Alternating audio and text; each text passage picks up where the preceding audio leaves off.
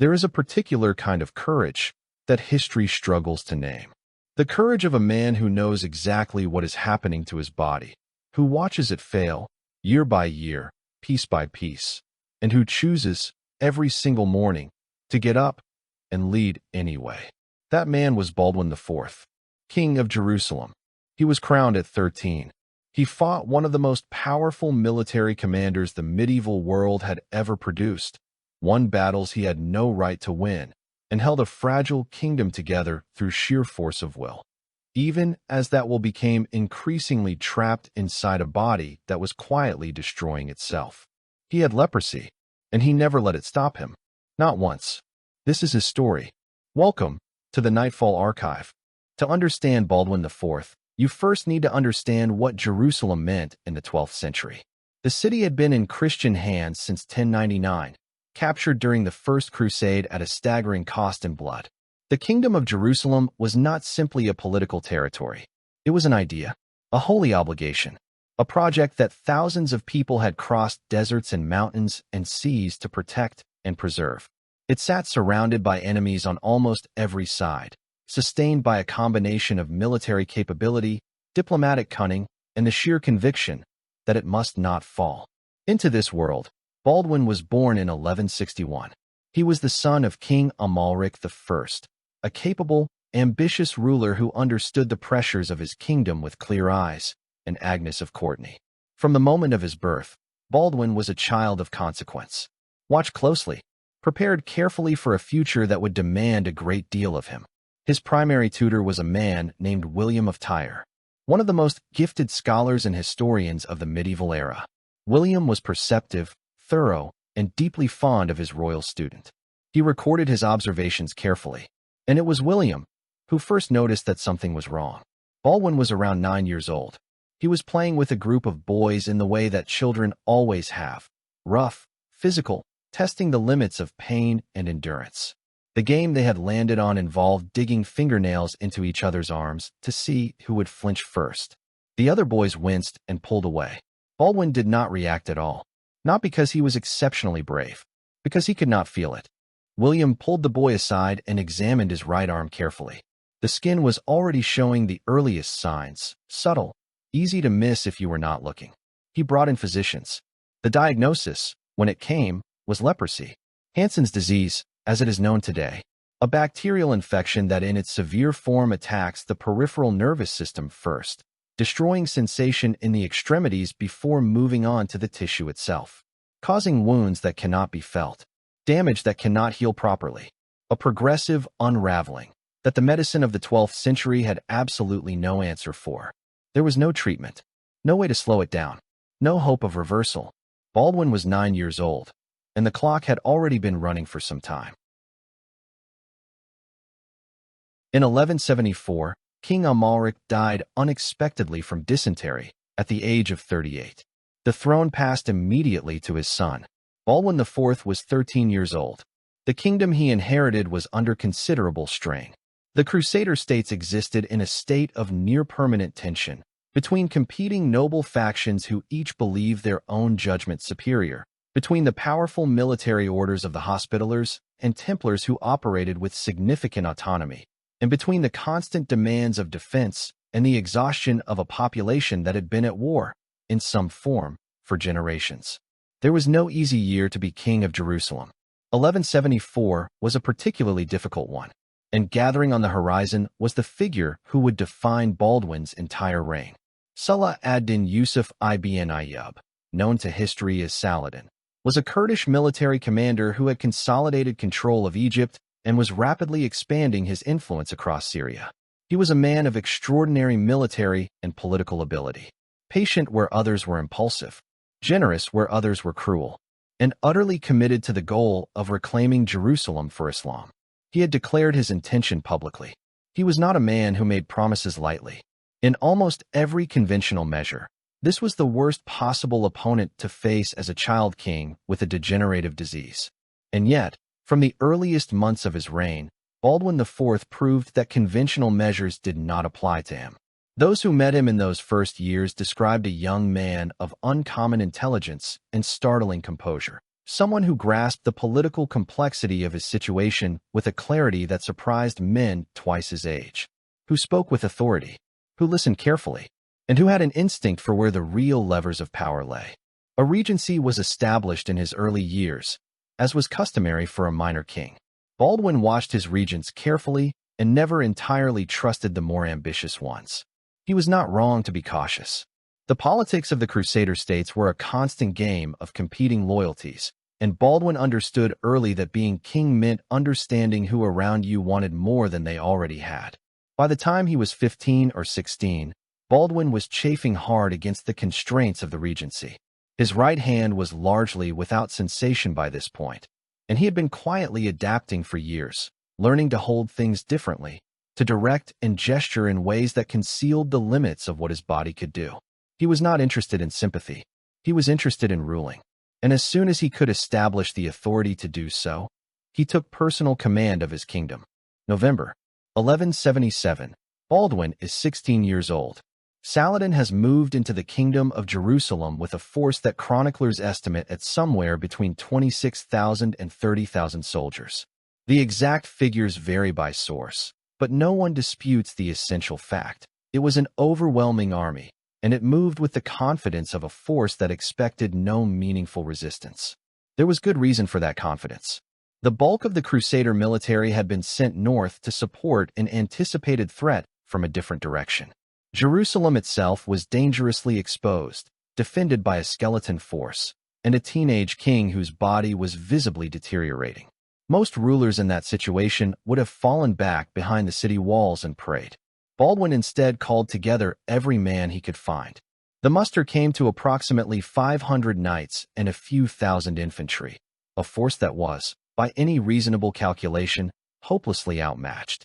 He led them south to intercept Saladin's army in open country. On November the 25th, near the town of Montgisard to the south of Ramla, Baldwin's scouts located Saladin's forces. The Muslim army was dispersed across the landscape, spread wide, foraging. The troops relaxed and moving without urgency, entirely unprepared for any kind of engagement. They did not believe there was anyone left in the kingdom who could come at them.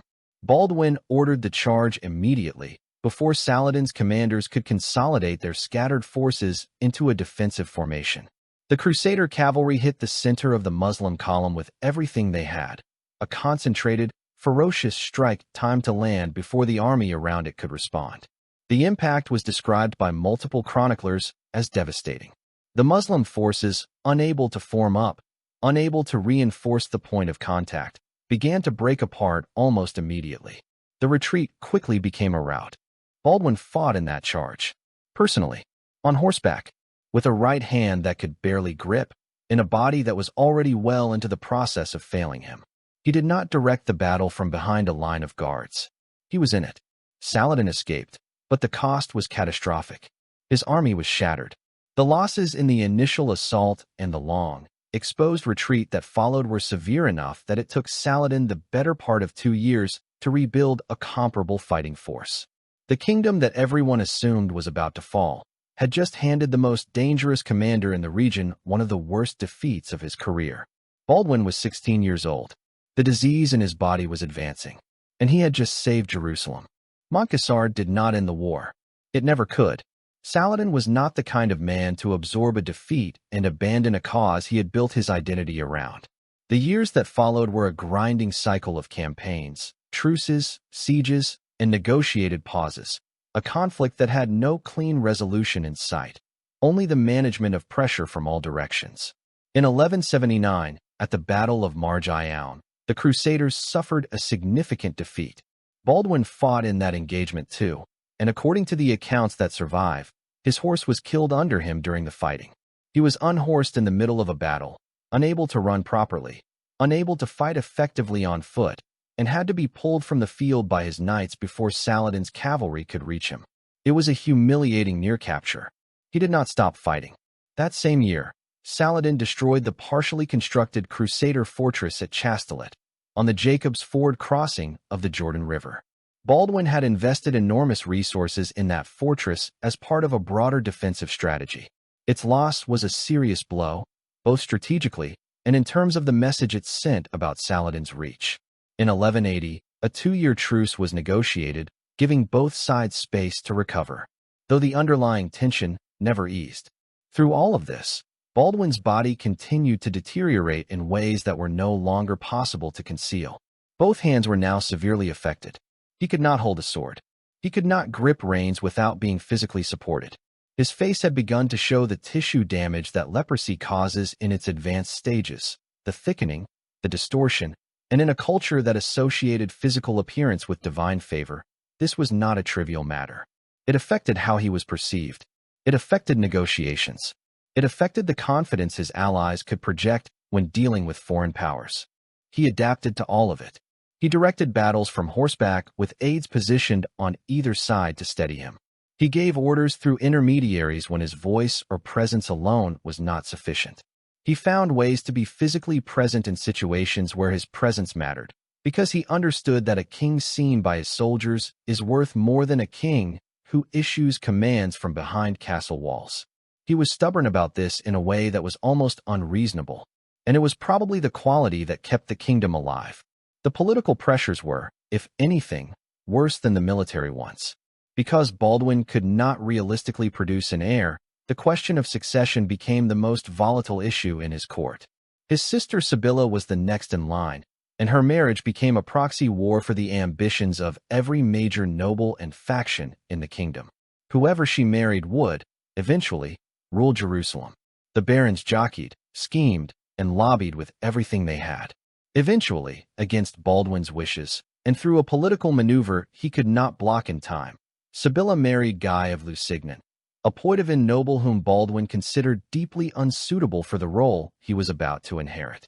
He was right about that assessment, as events would prove, but he could not stop it. By 1183, Baldwin IV was 22 years old and could no longer walk. He had lost the functional use of both hands and both feet. He was blind in one eye. He conducted the affairs of his kingdom from a litter carried by attendants, still issuing orders, still receiving delegations, still making decisions with a precision that had not dimmed even as everything else had. The mind that William of Tyre had recognized in that 9-year-old boy was still entirely intact. He had appointed Guy of Lusignan as regent, partly because Sibylla had engineered the situation to make it politically unavoidable. It was, almost immediately, a disaster. Guy proved incapable of the kind of decisive leadership that the kingdom required.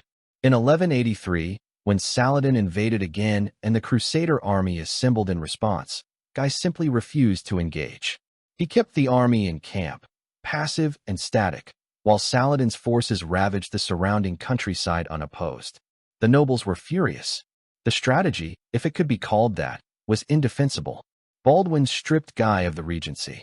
He then did something that staggers even people who know the history well. He had himself carried to the army on a litter. A man who could not stand, who could not hold a weapon, who could barely see.